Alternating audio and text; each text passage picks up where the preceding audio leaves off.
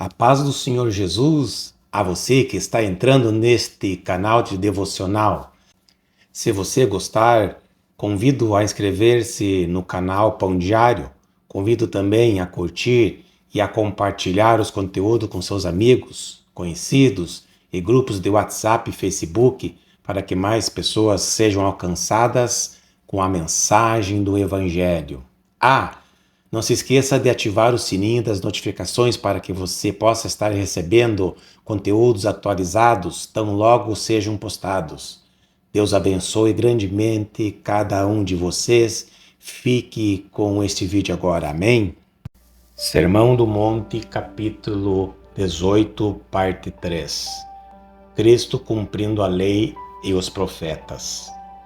Também vemos que de maneira mais extraordinária e maravilhosa, ao morrer na cruz, suportando em seu próprio corpo a punição imposta contra o pecado, Jesus Cristo cumpriu todas as figuras do Antigo Testamento.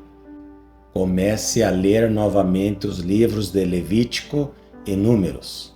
Leia atentamente o que ali está escrito sobre os holocaustos e sacrifícios.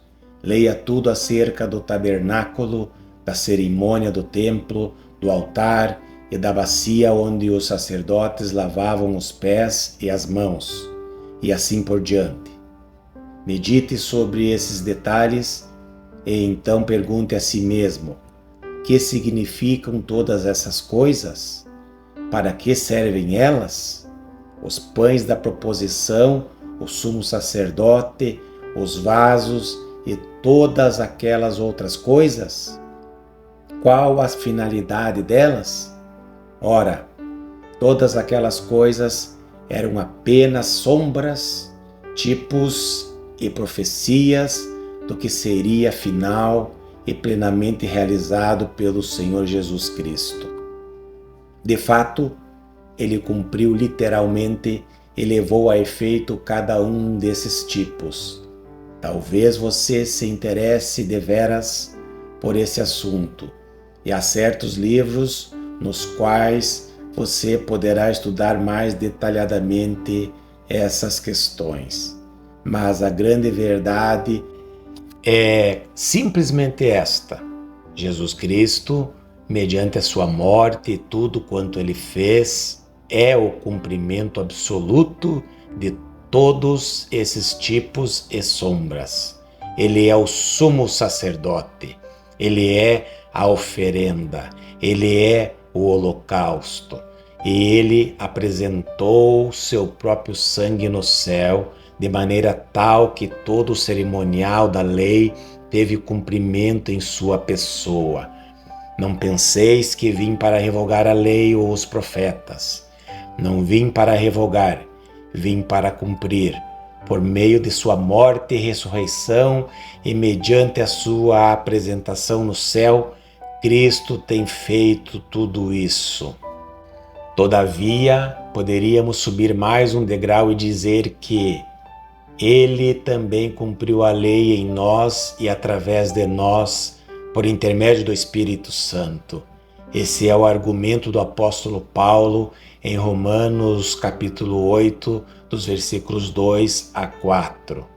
Paulo afirma claramente que essa é uma das explicações da morte de nosso Senhor, porque a lei do Espírito da vida em Cristo Jesus te livrou da lei do pecado e da morte, porquanto o que fora impossível à lei, no que estava enferma pela carne, isso fez Deus enviando seu próprio Filho em semelhança de carne pecaminosa e no tocante ao pecado. E com efeito, condenou Deus na carne o pecado, a fim de que o preceito da lei se cumprisse em nós, que não andamos segundo a carne, mas segundo o Espírito. Temos aí uma verdade importantíssima e extremamente significativa, pois o apóstolo vincula aqui duas coisas: a maneira pela qual nosso Senhor cumpriu pessoalmente a lei e a maneira pela qual ele cumpre a lei em nós. É precisamente isso que nosso Senhor está dizendo nesse ponto, em Mateus 5. Ele cumpriu a justiça da lei e a nós cumpre fazer a mesma coisa. Esses dois aspectos da questão não podem ser separados um do outro. Quanto a nós, Cristo cumpre a lei outorgando-nos de seu Santo Espírito, e o Espírito Santo, por sua vez, infunde em nós o amor à lei e o poder para obedecer à lei. O pendor da carne é inimizade contra Deus, pois não está sujeito à lei de Deus, nem mesmo pode estar, diz o apóstolo Paulo em Romanos capítulo 8, verso 7. Entretanto, nós que temos recebido do Espírito Santo não somos assim. Não estamos em inimizade contra Deus, e assim sendo, também estamos sujeitos à lei. O homem natural odeia a Deus e não se verga diante de sua lei, mas o homem que já tem o Espírito ama a Deus e se sujeita à sua lei. O crente deseja fazer assim e para tanto recebe poder do alto, a fim de que o preceito da lei se cumprisse em nós, que não andamos segundo a carne, mas segundo o Espírito. Encaremos a questão por esse ângulo, por intermédio do profeta Jeremias. Deus nos fez uma grandiosa promessa. É como se o Senhor houvesse dito: vou estabelecer uma nova aliança, e a diferença entre essa nova aliança e a antiga será esta: escreverei minha lei nas mentes e nos corações dos homens. Minha lei não mais estará em tábuas de pedra, externa aos homens, mas estará em tábuas de carne nos corações.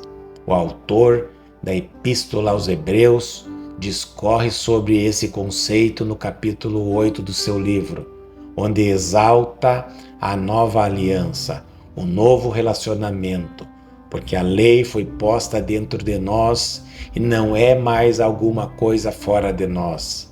É devido ao fato que a lei foi escrita em nossas mentes e em nossos corações, que ansiamos por cumpri-la e somos capacitados a ser-lhe obedientes. Seja-me permitido sumariar tudo quanto dissemos, através de uma pergunta. Qual, pois, é a correta posição no que concerne a lei e os profetas?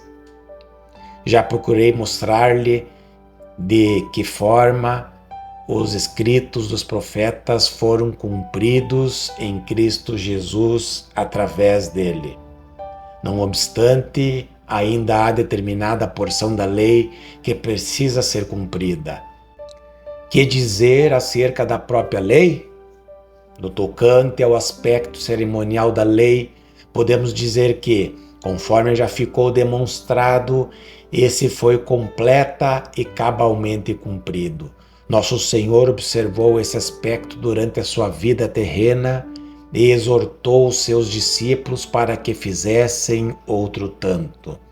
Em sua morte, ressurreição e ascensão, cumpriu-se totalmente a lei cerimonial em sua inteireza. Como confirmação disso é que, por assim dizer, mais tarde o templo foi destruído. O véu do santuário já havia sido rasgado em dois, de alto a baixo, por ocasião da morte de Jesus. E finalmente o templo e tudo quanto a ele pertencia foi destruído. Portanto, a menos que eu veja que o Senhor Jesus Cristo é o altar e o holocausto, bem como a bacia de lavar, o incenso e tudo mais, ainda estou com a mente presa à ordem levítica, a menos que eu perceba que todos esses pormenores tiveram um cumprimento em Cristo, a menos que eu já o tenha aceitado como meu holocausto, como o meu sacrifício e como o meu tudo, toda a porção cerimonial da lei continua podendo ser aplicada em mim, e serei tido por responsável, exceto se eu cumprir. Porém, uma vez que eu veja que tudo isso já se cumpriu cabalmente em Jesus Cristo, então, através da minha fé nele, de minha sujeição a ele, eu mesmo terei cumprido esse aspecto da lei. Essa é a correta posição do crente no que tange à lei cerimonial.